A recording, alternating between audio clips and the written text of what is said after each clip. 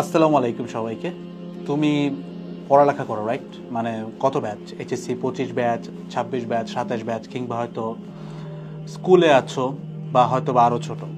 তো আমাদের প্রত্যেকের এক একটা সিলেবাস থাকে। কেউ কেউ অ্যাডমিশন সিজনের সিলেবাস নিয়ে ব্যস্ত, কেউ এইচএসসি, কেউ এইচএসসির সিলেবাস, এবং আসলে জীবনের সিলেবাসের শেষ নাই।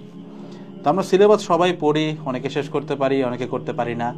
এটার জবাবদিহিতা হয়তো বা শুধুমাত্র পরীক্ষার খাতার নাম্বারের উপরেই থাকে, একটা ভালো চাকরির উপরেই থাকে। বাট মৃত্যুর পরের জীবনের উপরে কিন্তু এই সিলেবাসের খুব একটা ভূমিকা কিংবা আধিপত্য নাই।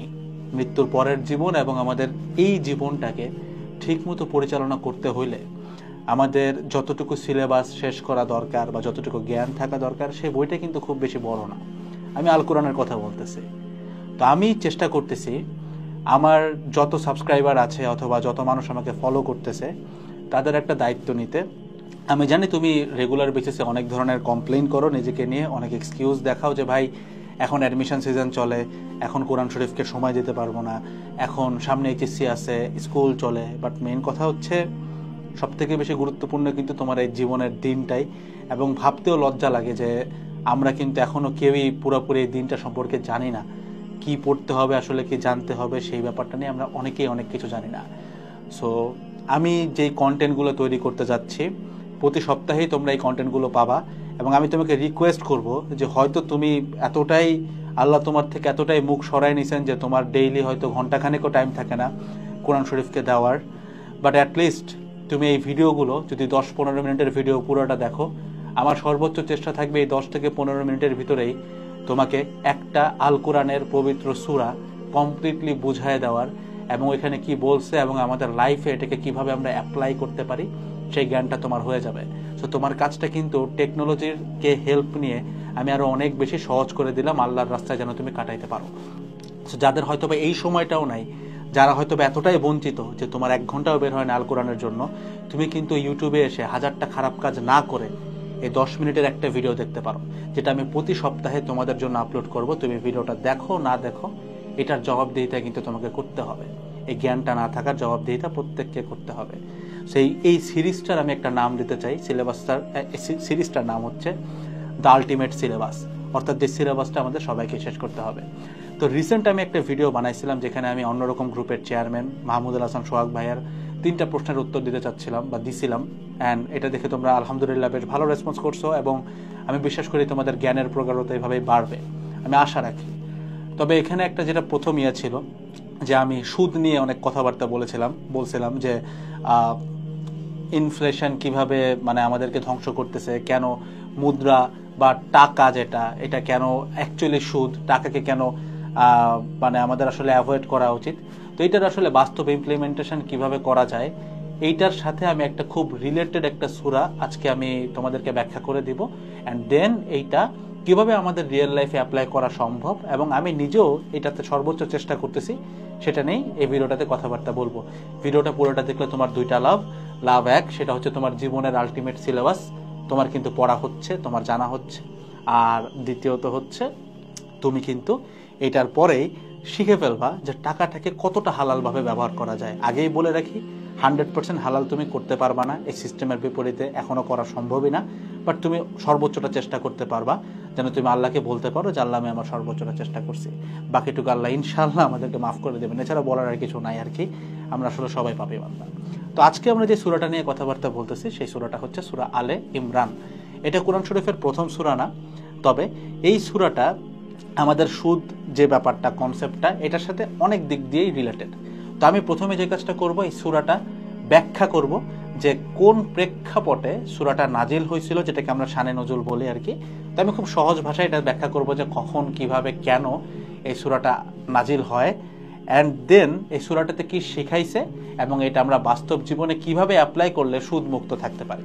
একটু কঠিন লাগতেছে আমি জানি, বাট আমি বিশ্বাস করি সামনের 10 মিনিটের মধ্যে জিনিসটা তোমার ক্লিয়ার হয়ে যাবে। তো সূরা আলে ইমরান হচ্ছে একটা মাদানী সূরা।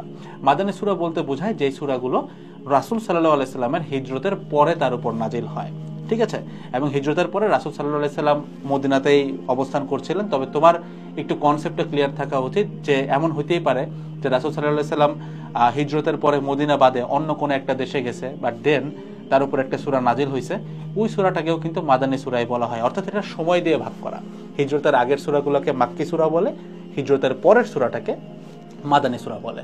তো সূরা আলে ইমরান একটা মাদানী সূরা, অর্থাৎ এটার প্রেক্ষাপট পুরাটাই তার রাসূল সাল্লাল্লাহু আলাইহি সাল্লামের হিজরতের পরে। তো রাসূল সাল্লাল্লাহু আলাইহি সাল্লাম যখন হিজরত করে মদিনায় চলে আসেন, মদিনায় আসার পরে সে বিভিন্ন গোত্রের সাথে বেশ কয়েকটা শান্তি চুক্তি স্বাক্ষর করেন, যেন মদিনাতে মক্কাতে বিভিন্ন জায়গায় তার যেন শান্তি বিরাজ করে। রাসূল সাল্লাল্লাহু আলাইহি সাল্লাম শুধুমাত্র ধর্ম প্রচার করছেন ব্যাপারটা এরকম না, উনি একই সাথে একজন ন্যায়পরায়ণ শাসক ছিলেন। উনি তার একটা মিলিটারি বাহিনী ছিল যেটাকে সে ট্রেন করতেন, হাজার হাজার কাজ ছিল। কিন্তু তো জিনিসটা বুঝতে হবে যে উনি শুধুমাত্র ধর্ম প্রচার না, উনি পুরো একটা দিন, যেটাকে ইসলাম দিন ব্যবস্থা জীবন ব্যবস্থা বলে, সেটাকে প্রচার করতেন। ঠিক আছে, তো উনি বিভিন্ন স্বাক্ষর করছিলেন শান্তি চুক্তি। তো একটা পর্যায়ে দেখা যায় এই মদিনাতে একটা গোত্র ছিল, যেটা একটা ইহুদি গোত্র, যেটার নাম হচ্ছে বনি কাইনুকা। এই গোত্রটা অনেক বেশি চুক্তি লঙ্ঘন করা শুরু করে। তারা এক্স্যাক্টলি চুক্তির যেসব মেজর পার্ট ছিল, চুক্তিটা আমি এখানে আর বলতেছি না, এটা একদম খুবই অ্যাভেলেবেল, যে কোনো জায়গায় সার্চ করলেই চুক্তিগুলো একদম লিখে দেখা যাবে যে কোন কোন চুক্তি তারা ব্রেক করতেছিল। তো তারা অজস্র চুক্তি ব্রেক করা শুরু করে। তো এমন একটা পর্যায়ে তারা জিনিসটাকে নিয়ে যায় যেটা কাইন্ড অফ একটা নৈরাজ্যতার সৃষ্টি করা শুরু করে। তখন রাসূল সাল্লাল্লাহু আলাইহি সাল্লাম মদিনায় অবস্থিত মুসলমানদের সহায়তা নিয়ে এই যে গোত্রটা বনি কাইনুকা, এদেরকে মদিনা থেকে উৎখাত করে অথবা তাদেরকে বিতাড়িত করে দিতে হয়। এটা করতে উনি বাধ্য হন, আদারওয়াইজ তারা যথেষ্ট বিশৃঙ্খলা তৈরি করতেছিল। ঠিক আছে, তো এই অবস্থাতে তারা যে বিতাড়িত হয়ে গেল, এই সংবাদটা এই মদিনায় আরো তো বিভিন্ন ইহুদি গোত্র আছে এবং যারা চলে গেল তারা সবাই মিলে মক্কায় অবস্থিত যেসব মুশরিক এবং কাফির আছে তাদেরকে সংবাদটা দিয়ে আসে যে এরকম একটা ঘটনা কিন্তু হযরত মুহাম্মদ সাল্লাল্লাহু আলাইহি সাল্লাম করে ফেলছে। তো অলরেডি এই দিকের কনটেক্সট হচ্ছে মক্কার এই মুশরিক কাফিররা অলরেডি রিসেন্টলি বদর যুদ্ধে খুব বাজেভাবে মুসলমানদের কাছে হারছে। বদর যুদ্ধ নিয়ে একদম ডিটেলসে একদিন কথাবার্তা বলবো, এটা সূরার ভিতরেই চলে আসবে, সূরা অনুযায়ী আমরা আগাবো। ঠিক আছে, তো এই বদর যুদ্ধে ওরা এত বাজেভাবে হারছে, আই গেস তোমরা অনেকেই জানো যে বদর যুদ্ধে মুসলমানদের পোর্শনটা অনেক কম ছিল, কাফেররা অনেক বেশি ছিল, বাট দেন এগেইন মুসলমানরা জিতে ওটাতে। তো এইটা হারার কারণে এমনিতেই কিন্তু তারা একটু ইগোতে হার্ট হয়ে আছে। তার উপরে আবার যখন শুনতেছে যে নৈরাজ্য সৃষ্টি করার কারণে ইহুদিদের একটা গোত্রকে রাসূল সাল্লাল্লাহু আলাইহি সাল্লাম বিতাড়িত করছেন, তারা কিন্তু একদম মানে তেলে বেগুনে জ্বলে ওঠে যেটাকে বলে। তো খুব তাড়াতাড়ি তারা যেটা করে, তারা ৩,০০০ সৈন্য নিয়ে, অর্থাৎ মক্কার মুশরিক কাফেররা ৩,০০০ সৈন্য নিয়ে একটা পাহাড়, যেটার পাহাড়টার নাম হচ্ছে উহুদ, এই উহুদ পাহাড়ের গোড়ায় অবস্থান করা শুরু করে এবং তারা একটা যুদ্ধ ঘোষণা করে। এদিক দিয়ে রাসূল সাল্লাল্লাহু আলাইহি সাল্লাম তার বিভিন্ন সাহাবী এবং তার যেসব সামরিক বাহিনী আছে তাদেরকে নিয়ে প্রায় ১,০০০ সৈন্য গ্যাদার করেন এবং এই ১,০০০ সৈন্য নিয়ে ওনারাও, মানে রাসূল সাল্লাল্লাহু আলাইহি সাল্লামও তার দলবল নিয়ে ১,০০০ জন মাত্র, তারা উহুদ পাহাড়ের গোড়ার দিকে রওনা দেয়। ঠিক আছে, এই একদম খুব সিম্পল ব্যাপার। এখন এখানে একটা ছোট্ট তথ্য আমাদেরকে অ্যাড করতে হবে, সেটা হচ্ছে রাসূল সাল্লাল্লাহু আলাইহি সাল্লাম যে মদিনায় আসছেন খুব বেশি সময় কিন্তু এই উহুদের পাহাড়ে যাওয়ার আগে ঘটে নাই। তো যেসব সৈন্য ছিল কিংবা সামরিক বাহিনী ছিল, তারা খুব একটা বেশি সামরিকভাবে ট্রেন্ড ব্যাপারটা বলা যাবে না, তাদের থেকে মক্কার কাফেররা অনেক বেশি ট্রেন্ড মানে যুদ্ধে। আবার অ্যাট দ্য সেম টাইম এই মদিনায় যে সমস্যাটা দেখা যায় সেটা হচ্ছে অনেক বেশি মুনাফিক ছিল। মুনাফিকের বাংলা অর্থ যারা হচ্ছে গিয়ে প্রতারণা করে, অর্থাৎ মুনাফিক বলতে রাসূল সাল্লাল্লাহু আলাইহি সাল্লামকে বলতেছে যে আমি মুসলিম, আমি তো আপনাদের পক্ষেই আছি, বাট ইভেনচুয়ালি তারা আসলে মুসলিম না, তারা আসলে কাফিরদের পক্ষে। এটাকে মুনাফিক বলে, একদম সহজ ব্যাপার। ঠিক আছে, তো এই যে ১,০০০ সৈন্য নিয়ে রাসূল সাল্লাল্লাহু আলাইহি সাল্লাম উহুদের দিকে রওনা দিলেন, এর মধ্যে কিন্তু মুনাফিক ছিল এবং এই যাওয়ার রাস্তাতেই রাসূল সাল্লাল্লাহু আলাইহি সাল্লামকে একদম বিচলিত করে ফেলার জন্য তারা প্রায় ৩০০ জন সৈন্য এখান থেকে বাইর হয়ে যায়। তাহলে রাসূল সাল্লাল্লাহু আলাইহি সাল্লামের কাছে এখন কয়জন থাকলো? মাত্র ৭০০ জন। ওই পাশে কাফেররা কত? ৩,০০০ জন। এখন যখন যুদ্ধটা হয়, রাসূল সাল্লাল্লাহু আলাইহি সাল্লাম অথবা মুসলমানরা বেশ খারাপভাবে এখানে পরাজিত হইতে হয়। তো এই যে পরাজিত হয়ে গেল, এই পরাজিত হয়ে যাওয়ার পরে পুরো মুসলিম উম্মাহ বা রাসূল সাল্লাল্লাহু আলাইহি সাল্লাম থেকে শুরু করে প্রত্যেকেই অনেকটা বলা যায় যে আমরা যেটাকে এখন বলি যে ডিপ্রেশন, বা মানে তারা খুব ভয়ে থাকে যে কি হইলো, আল্লাহকে আমাদের থেকে মুখ সরায় নিলেন, আসলে ঘটনাটা কি ঘটলো, কেন আমরা হারলাম, এর আগে তো বদর যুদ্ধ জিতে আসলাম, এত কম লোক নিয়ে এবার কেন হারলাম। তখন মহান আল্লাহ রাসূল সাল্লাল্লাহু আলাইহি সাল্লামের উপর একটা সূরা নাজিল করেন, যেই সূরাটা নিয়ে আমরা আজকে কথা বলতেছি, যেটা হচ্ছে সূরা আলে ইমরান। এই সূরা আলে ইমরানে কি বলা হয়েছে, আমি একটু সূরা আলে ইমরানের অর্থটা একটু বলি। সূরা আলে ইমরান, এই ইমরান হচ্ছে একটা গোত্রের নাম আলী ইমরান, এবং এই গোত্রের মধ্যে কারা পড়ে, মানে একটা পরিবারের নাম আর কি, এই পরিবারের মধ্যে কারা পড়ে, আমাদের ঈসা আলাইহিসসালাম, ইয়াহিয়া আলাইহিসসালাম এবং ঈসা আলাইহিসসালামের মাতা যিনি হচ্ছে মারিয়াম আলাইহিসসালাম। এই তিনজনের গোত্রটাই বা পরিবারটাই হচ্ছে আমাদের ইমরান পরিবার, ঠিক আছে। তো উনি মানে মহান আল্লাহ এই সূরাটার মধ্যে এক্সপ্লেইন করেন যে ঈসা আলাইহিসসালামের সময়ে মুসলমানদের মধ্যে এক প্রকারের ঐক্য ছিল, তাদের ঈমান কতটা বিশুদ্ধ ছিল, এই কারণে তারা অনেক ক্রিটিক্যাল সিচুয়েশন কিন্তু পারে দিতে পারছিলেন। এবং আলী ইমরান সূরার উপরের দিকে বেশ বড় একটা পোর্শন ধরে কিন্তু মারিয়াম আলাইহিসসালামের জীবনীটা শর্ট করে দেওয়া আছে, যে মারিয়াম আলাইহিসসালাম কিভাবে, মানে ঈসা আলাইহিসসালামের কিন্তু কোনো পিতা ছিল না, তো ঈসা আলাইহিসসালাম কিন্তু ডিরেক্টলি মারিয়াম আলাইহিসসালামের কাছে জন্ম নেন, ঠিক আছে। তো এই স্টোরিটা কিভাবে হয়েছিল, মারিয়াম আলাইহিসসালামের তাকওয়া, এই জিনিসগুলো কতটা বেশি প্রকট ছিল সেটা আল্লাহ ব্যাখ্যা করছেন, ঈমানটা কতটা বিশুদ্ধ ছিল সেটা ব্যাখ্যা করছেন।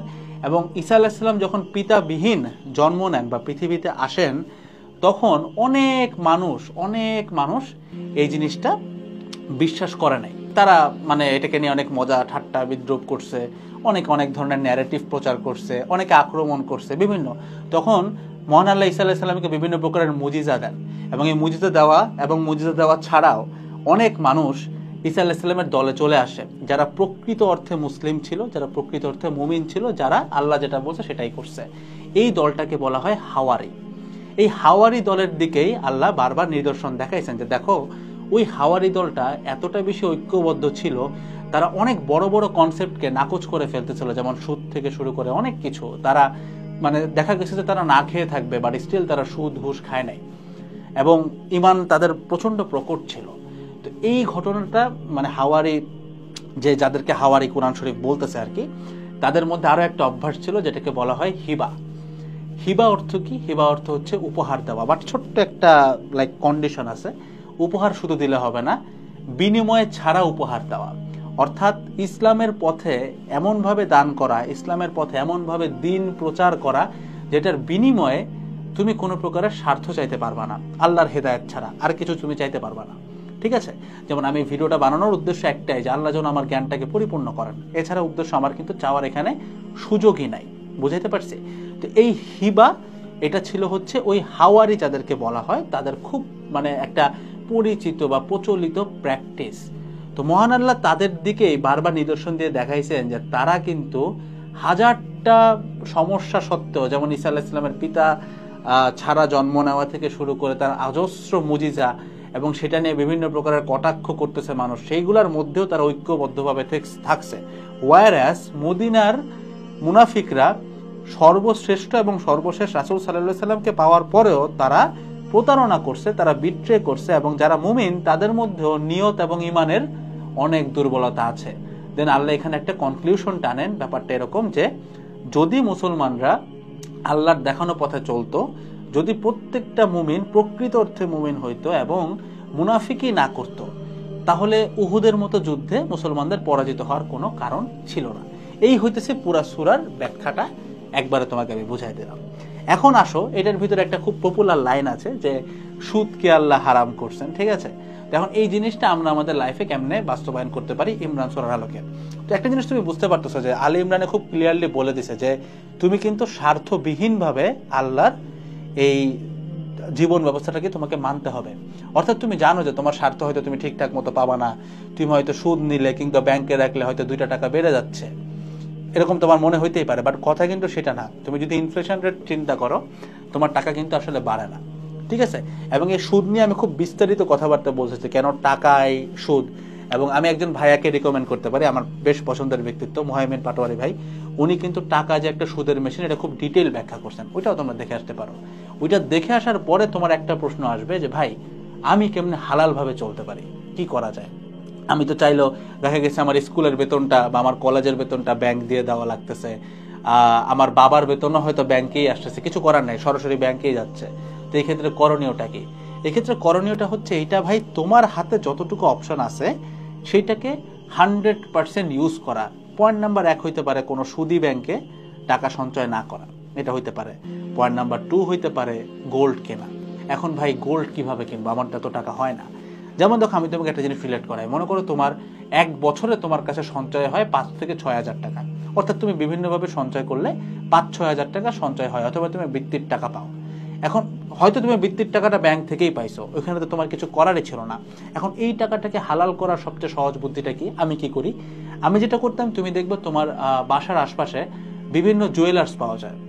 তো সব জুয়েলার্সে গেলে তুমি যদি বলো যে ভাই আমার কাছে 10,000 টাকা আছে, বা ধরো 2 বছর জমাইলা, 3 বছর জমাইলা, 10,000 টাকা আছে, এই টাকাটাকে আমি গোল্ডে কনভার্ট করতে চাই, অর্থাৎ আমাকে এত টাকার গোল্ড দেন। তো তারা যেটা করে, তুমি হয়তো কিছুটা লস করবা বা কিছু ঠকবা, এটা মাথায় রেখো। আল্লাহর রাস্তায় চলতে গেলে দুনিয়াতে তোমাকে একটু ঠকতে হবে, সেটাই বলা আছে যে হিবা, যে তুমি নিঃস্বার্থভাবে এই কাজটা করতেছো। তখন তোমাকে কিছু গোল্ড দিবে তারা, লাইক ধরো হইতে পারে একটা কানের দুল, একটা নেকলেস, ঠিক আছে? এই গোল্ডটা নিয়ে তুমি যেটা করতে পারো, তুমি তোমার আম্মাকে গিফট করতে পারো। লাভটা কি হইলো, তোমার আম্মা অনেক বেশি খুশিও হবেন, অ্যাট দ্য সেম টাইম যেহেতু তোমার মা গোল্ডটাও সেভ করে রাখবেন। এবং গোল্ড কিন্তু কোনোভাবে সুদ না, আনলেস তুমি এইটা কাউকে ধার দিয়ে এক্সট্রা টাকা নাও, এটা কিন্তু সুদ না। তো তোমার গোল্ডও সঞ্চয় হইলো, এবং তুমি যদি বিগত 5 বছরের হিসাব দেখো, গোল্ডের দাম ডাবল হয়েছে, টাকার দাম অর্ধেক হয়েছে। তার মানে এই গোল্ডটা কিন্তু 5 বছর পরে আল্লাহ এমনিতে এটাতে এতটা বারাকা আছে যে এটার কিন্তু পরিমাণটা ডাবল হয়ে যাবে। পরিমাণ বলতে তখন তুমি যদি এটাকে ভাঙাইতে চাও বা কোনো সম্পদ কিনতে চাও গোল্ড দিয়ে, এখন যা কিনতে পারো তখন তার ডাবল কিনতে পারবা। এটা একটা খুব সহজ মাধ্যম, যে কাজটা আমি করি। আমাকে আমার একজন সিনিয়র ভাই, সাহির ভাই আর কি, উনি কাস্টমস ক্যাডারে আছেন, তো উনি কিন্তু ওইরকম একটা জায়গায় যেও তার ইমান এবং আমলকে অনেক বেশি তোমার হচ্ছে গিয়ে সম্মান করে এবং ওই অনুযায়ী চলার চেষ্টা করেন। এবং উনি আমাকে এই জিনিসটা শিখাইছিলেন, এবং তার কোনো ব্যাংক অ্যাকাউন্টই নেই।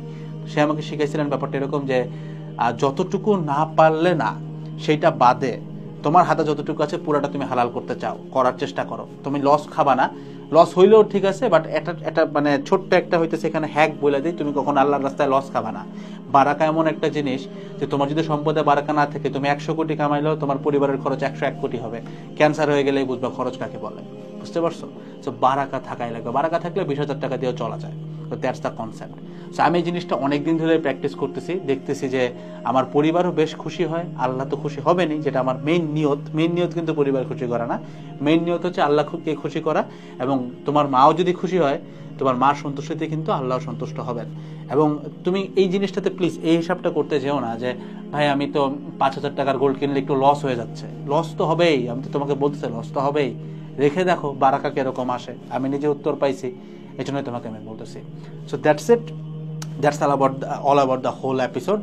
নেক্সট এপিসোডগুলোতে তোমাদের সাথে আবারও কথা হবে। অবশ্যই চ্যানেলটাতে সাবস্ক্রাইব করে রাখতে পারো, এবং যদি এটাকে তুমি দাওয়াত হিসেবে প্রচার করতে চাও বা প্রসার করতে চাও, ভিডিওটা ডাউনলোড করেও ব্যবহার করতে পারো, আমার কোনো সমস্যা নেই। অথবা তোমার বন্ধুদেরকে সিম্পলি শেয়ারও করতে পারো।